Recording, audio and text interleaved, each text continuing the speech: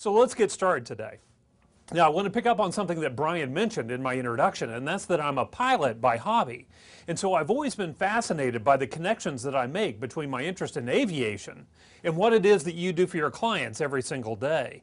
And I want to tell you a story of a couple of those connections that I've made, but in order for this story to make sense, you need to take this flight along with me. You need to be a passenger on flight 1549, 500 feet off the Hudson River and having just barely cleared the George Washington Bridge.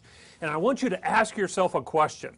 How valuable would it be to you and I as passengers on this flight to be able to freeze time just long enough for the flight attendants to get back up and run through that emergency water landing procedure just one more time, right? Maybe we're reading the journal back on the ground in LaGuardia.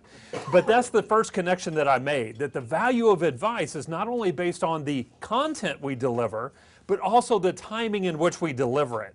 Now, a few seconds go by and splash, we're in the Hudson River. There's not one of us on this flight that doesn't understand it's time to stand up, find the nearest exit, and get off that airplane, right?